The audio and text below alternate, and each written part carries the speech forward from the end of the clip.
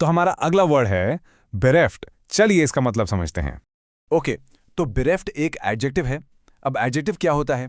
ये एक ऐसा शब्द है जो किसी चीज़ या इंसान की क्वालिटी यानी खूबी या कमी बताता है। और बेरेफ्ट का मतलब है किसी चीज़ से वंचित हो जाना या उसकी कमी महसूस करना, खासकर जब वो चीज़ कोई नॉन मटेरियल एसेट हो, जैसे उम्मीद यानी होप या फिर नए विचार यानी आइडियाज़।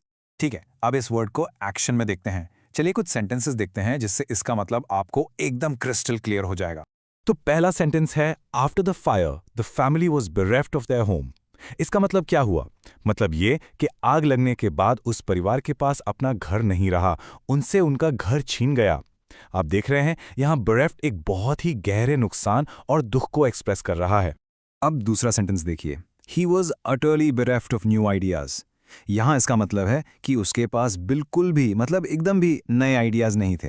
ऐसा लग रहा था जैसे उसका दिमाग नए विचारों से पूरी तरह खाली हो चुका था।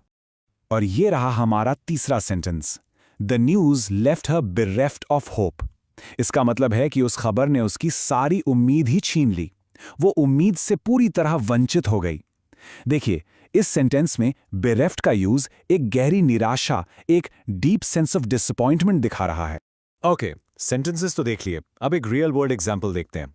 सोच रहे होंगे कि ये वर्ड आखिर यूज का होता है। वेल, अक्सर आपको ये लिटरेचर यानी साहित्य में या फिल्म रिव्यूज जैसी जगहों पर जरूर मिलेगा।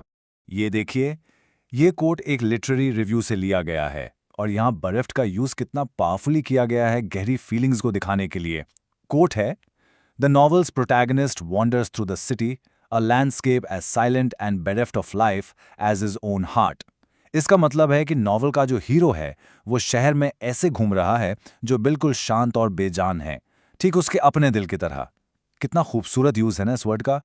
ग्रेट, तो अब आप बेरेफ्ट का मतलब समझ गए हैं। अपनी वोकैबुलरी को और भी स्ट्रॉन्ग करने के लिए चलिए इससे मिलते जुलते कुछ और शब्दों पर भी नजर डालते हैं। रेडी? तो सबसे पहले सिनोनिम्स यानी सिमिलर वर्ड्स। बेरेफ्ट के सिनोनिम्स हैं डिप्राइव्ड, लैकिंग और डिवॉइड। इन तीनों का मतलब लगभग वही है, किसी चीज की कमी होना या किसी चीज से वंचित हो जाना। और अब आते हैं एंटोनिम्स पर, यानी इसके ऑपोजिट वर्ड्स।